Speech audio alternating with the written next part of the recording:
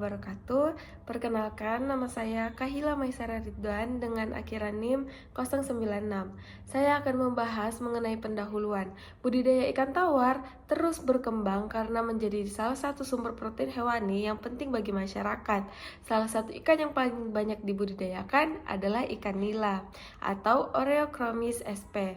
Karena mampu beradaptasi dengan baik, tumbuh cepat, dan memiliki permintaan pasar yang tinggi. Dalam sistem budidaya intensif, tantangan terbesar adalah menyediakan pakan berkualitas dan juga karena biaya pakan dapat mencapai 50 hingga 80% dari total biaya produksi. Oleh karena itu, formulasi pakan yang tepat sangat diperlukan agar kebutuhan nutrisi ikan terpenuhi. Pertumbuhannya optimal, efisiensi pakannya baik, serta biaya produksi dapat ditekan. Selain itu, optimalisasi kandungan nutrisi, terutama komponen lemak, sangat penting dalam meningkatkan kualitas pelet dan mendukung pertumbuhan ikan nila secara maksimal. Pemenuhan kebutuhan nutrisi harus disesuaikan dengan kondisi fisiologis dan tahap perkembangan ikan, sehingga pakan dapat dimanfaatkan dengan efisien. Dengan formulasi dan manajemen pemberian pakan yang tepat, hambatan pertumbuhan dapat dicegah dan hasil budidaya menjadi lebih optimal. Rumusan masalah pada pembahasan ini ialah mengidentifikasi apa yang dimaksud dengan formulasi pakan ikan nila, tujuan dan kebutuhan nutrisinya, langkah serta bahan yang digunakan dalam formulasi, proses pembuatan pakan yang benar, dan cara menghitung efisiensi pakannya. Tujuan dari pembuatan makalah ini, yang pertama, untuk mengetahui dan memahami pengertian formulasi pakan ikan nila. Yang kedua, untuk menjelaskan tujuan dilakukan formulasi pakan dalam kegiatan budidaya ikan nila. Yang ketiga, untuk mengidentifikasi kebutuhan nutrisi ikan nila agar dapat tumbuh optimal. Yang keempat, untuk menerapkan langkah-langkah formulasi pakan ikan nila beserta pemilihan bahan pakan yang digunakan. Yang kelima, untuk menjelaskan proses pembuatan pakan ikan nila secara sistematis. Dan yang keenam, untuk mengetahui metode dan perhitungan efisiensi pada pakan ikan nila. Formulasi pakan mempertimbangkan ketersediaan bahan, kestabilan dalam air, kecernaan, dan biaya. Prosesnya dilakukan mulai dari analisis nutrisi hingga uji kualitas pakan. Dengan formulasi yang tepat, pertumbuhan, kesehatan, dan efisiensi budidaya ikan nila dapat ditingkatkan. 3. Selanjutnya, formulasi pakan ikan nila yang dimana penyusunan pakan dengan memilih bahan dan juga proporsi yang tepat untuk memenuhi kebutuhan nutrisi ikan sesuai fase pertumbuhannya, di mana berdasarkan kandungan proksimalnya seperti protein, lemak, serat, abu, dan juga air. Selanjutnya kita masuk ke membuat formulasi pakan pada ikan nila.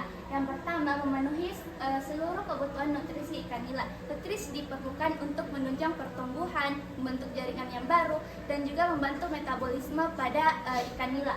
Terus yang kedua, meningkatkan efisiensi pakan dan mempercepat pertumbuhan. Formulasi yang tepat itu bisa mempercepat pertumbuhan dan juga meningkatkan keuntungan. Yang ketiga, menyesuaikan pakan dengan fase pertumbuhan ikan. Setiap tahap hidup ikan nila, mulai dari larva, benih, juvenil, sampai grow out, memiliki kebutuhan nutrisi yang berbeda. Formulasi pakan memastikan setiap fase memperoleh nutrisi yang tepat agar pertumbuhannya menjadi optimal dan pakan tidak terbuang dengan sia-sia. Dan berikutnya, mengurangi limbah pakan dan menciptakan budidaya yang ramah lingkungan. Pakan yang diformulasikan dengan baik lebih mudah dapat dicerna sehingga mengurangi sisa pakan dan kotoran yang dapat mencemari lingkungan. Kecernaan pakan yang tinggi membantu menekankan risiko penurunan kualitas air dan menjaga budidaya tetap berkelanjutan. Selanjutnya yang kelima, memanfaatkan bahan baku lokal untuk menekan biaya produksi. Menggunakan dedak, bekatul, bungkil, atau tepung ikan lokal dapat menekan biaya pakan tanpa menurunkan kualitas jika nutrisinya dihitung dengan tepat.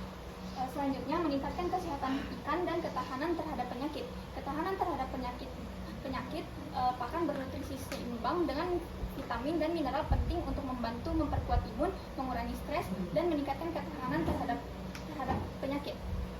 Jadi, kebutuhan pakan pada ikan nila yang pertama itu ada nutrien makro yang harus tersedia dalam pakan ikan nila, meliputi protein kasar 28-40%, lipid 5-10%, karbohidrat 20-30%, energi metabolik 8,5-14 megajoule, dan ada serat kasar yaitu kurang dari atau sama dengan 8%, serta ada abu atau mineral total yaitu kurang lebih atau sama dengan 12%.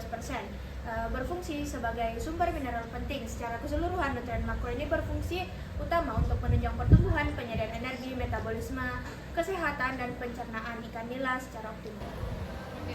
Selanjutnya yaitu asam amino esensial. Asam amino esensial sendiri merupakan bagian penting dari komposisi protein dalam pakan karena masing-masing jenis memiliki fungsi fisiologis yang spesifik bagi ikan nila. Asam amino esensial terdiri dari lisin, methionine dan cysteine, arginin, threonin, valin, leusin, isoleusin, fenilalanin, dan tirosin, dan yang terakhir histidin. Nah, untuk vitamin yang dibutuhkan itu yang pertama ada vitamin C yang dibutuhkan 50 hingga 150 mg per pakan yang dimana berfungsi dalam antioksidan. Kemudian vitamin E yang dibutuhkan 50 hingga 100 mg per kilogram pakan yang berfungsi juga dalam antioksidan dan fungsi reproduksi. Kemudian untuk vitamin A dibutuhkan 2000 hingga 4000 IU per kilogram pakan yang dibutuhkan untuk pertumbuhan, dan juga ada vitamin D yang dibutuhkan 500 hingga 1000 IU per kilogram pakan yang dibutuhkan untuk metabolisme tulang. Kemudian untuk vitamin K dibutuhkan 1 hingga 2 mg per kilogram pakan yang dibutuhkan untuk pembekuan darah, dan juga terakhir ada vitamin B kompleks yang dibutuhkan 10 hingga 50 mg per kilogram yang berfungsi sebagai kerja metabolisme dan juga enzim. Jadi kebutuhan pakan yang ketiga itu adalah vitamin yang meliputi vitamin C, vitamin E, vitamin A, vitamin D, vitamin K, dan vitamin B kompleks. Vitamin itu berperan sebagai senyawa mikronutrien yang mendukung fungsi vital tubuh ikan nila, meskipun dibutuhkan dalam jumlah yang sedikit. Kekurangan vitamin itu dapat menyebabkan gangguan pertumbuhan, kerusakan jaringan, penurunan sistem imun, hingga meningkatnya mortalitas. Baik, jadi di sini saya akan menjelaskan tentang langkah-langkah formulasi pakan pada ikan nila. Nah, yang pertama perlu dilakukan adalah menyiapkan bahan-bahan pakan yang akan digunakan. Nah, setelah itu yang kedua, kita mengukur komposisi bahan pakan. Apakah nantinya bahan pakan yang digunakan itu dapat memenuhi kebutuhan nutrisi pada ikan nila. Yang ketiga itu pencampuran, yang dimana kita mencampurkan seluruh bahan kering secara merata, dimulai dari bahan jumlah besar seperti kacang putih, ikan rucah, kepala udang, ampas kelapa, dan kiambang fermentasi. Lalu diikuti bahan pengikat seperti kanji, serta premix vitamin dan mineral. Lalu yang keempat itu pembentukan adonan, yang dimana kita menambahkan air secukupnya untuk membentuk adonan homogen, sehingga campuran tidak dicetak tanpa terlalu encer atau terlalu padat. 5. Pencetakan pelet. Adonan dicetak dengan pencetakan pelet extruder. Ukuran disesuaikan dengan mulut ikan. 6. Pengeringan. Pelet dikeringkan dengan oven atau dijemur hingga kadar air rendah, tidak berjamur, dan lebih awet untuk disimpan. Yang ketujuh ada analisis proksimat untuk mengetahui komposisi nutrisi sebelum diberikan kepada ikan uji. Lalu yang terakhir adalah penyimpanan, di mana pelet akan disimpan di tempat yang tertutup dan kering agar kualitasnya tetap terjaga sebelum diberikan kepada ikan uji. Selanjutnya, proses pembuatan dan manajemen pakan ikan nila mandiri. Langkah pembuatan yang pertama yaitu pemilihan bahan baku.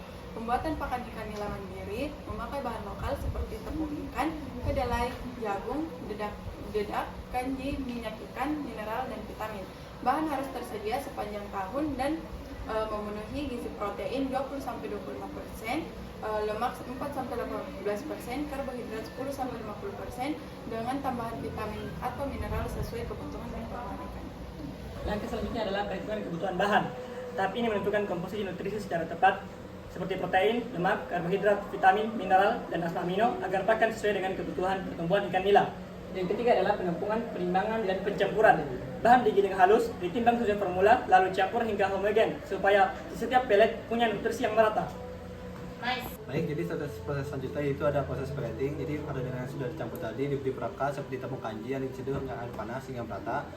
Kemudian jadi proses plating ini tujuan untuk menghasilkan pakan yang mudah dikonsumsi, tidak cepat hancur di air dan merangsang nafsu makan ikan. Lalu yang selanjutnya itu ada penjemuran dan penggilingan. Jadi pet tadi dijemur hingga kadar air mencapai 10-20%. Ciri-cirinya itu ada kering itu permukaannya keras dan mudah patah dan ditekan. Nah, apabila kalau misalkan peletnya butuh ikan lebih kecil, bisa digiling kembali dengan ukuran disesuaikan. Baik. Pada uji kualitas pakan, kami memulai dengan 3 uji, yaitu uji fisik, uji kimia, dan uji biologi. Pada uji fisik, kami melakukan pengujian pada tekstur, warna, daya apung, dan kokatan pelet. Sedangkan pada uji kimia, kami menguji pada kandungan nutrisi yang ada pada pelet. Dan uji biologi yaitu aplikasi ke ikan untuk melihat konsumsi, pertumbuhan, kesehatan ikan, dan kualitas air. Adapun untuk manajemen pemberian pakannya yaitu disesuaikan umur dan bobot ikan. Usia 1-2 bulan yaitu 5-10% bobot tubuh per hari. Sedangkan usia lebih dari 2 bulan yaitu 5% per hari. 2 kali sehari habis 5 menit, mencegah sisa pakan yang menurunkan kualitas air, kesehatan ikan, dan menambah biaya. Nah, selanjutnya saya akan menjelaskan bagaimana caranya agar kita bisa mengetahui apakah pakan yang kita berikan kepada ikan itu efisien atau tidak. Nah, caranya adalah dengan menghitung efisiensi pakan menggunakan rumus ini, yaitu bobot akhir ditambah dengan bobot ikan yang mati dikurang dengan bobot akhir dikali 100%. Ini akan menandakan apabila efisiensi pakan yang dihasilkan itu besar, nilainya besar, maka itu menandakan bahwa pakan yang diberikan itu berhasil atau efisien. Namun apabila EP-nya ini rendah, maka dapat disimpulkan bahwa pakan yang kita berikan kepada ikan tersebut tidak efisien dan merugikan perkembangan atau pertumbuhan dari ikan tersebut. Untuk cara penggunaan rumus ini akan dijelaskan oleh teman saya. Baik, di sini saya akan menjelaskan cara menggunakan rumus tersebut. Adapun contoh kasus yang diketahui bahwasanya bobot awal ikan nila 100 gram, bobot akhir 180 gram, bobot ikan mati 5 gram, dan juga total pakan yang dikonsumsi 90 gram. Maka hasil efisiensi pakan dimasukkan ke dalam rumus tersebut. Jadi hasil perhitungan menunjukkan nilai EP-nya atau esensi pakannya sebesar 94,44%, yang berarti bahwa hampir seluruh pakan yang diberikan dapat dimanfaatkan oleh ikan untuk menambah bobot tubuh. Baik, di sini saya akan menjelaskan kesimpulannya bagian saran yang mana meningkatkan hasil budidaya ikan nila harus diformulasikan dengan nutrisi yang seimbang sesuai dengan tahap pertumbuhan agar penyerapan nutrisi dan pertumbuhan ikan optimal. Penggunaan bahan baku lokal seperti kiamang fermentasi, ikan ruca, kepala udang, ampas kelapa, dan kacang putih mampu menekan biaya tanpa menurunkan kualitas jika komposisinya dihitung dengan tepat. Proses pembuatan pakan perlu dilakukan secara terstruktur dan pemberiannya harus dikelola dengan dosis serta frekuensi yang tepat guna mencegah pemborosan dan menjaga kualitas air. Penerapan formulasi nutrisi yang akurat, bahan lokal yang ekonomis, dan manajemen pakan yang efisien akan meningkatkan pertumbuhan nila dan menjaga keberlanjutan budidaya. Kesimpulannya itu adalah formulasi pakan yang sangat penting bagi keberhasilan budidaya ikan nila itu dikarenakan memengaruhi pertumbuhan, kesehatan, dan efisiensi daya. Pemanfaatan bahan lokal yang dapat menekan biaya jika dihitung dengan benar. Pembuatan bahan harus memperhatikan perhitungan gizi, teknik pencampuran, pelleting, dan uji kualitas. Dengan manajemen pemberian pakan yang baik, VCR dapat ditekan, pertumbuhan akan optimal pada ikan, dan keberlanjutan budidaya tetap terjaga.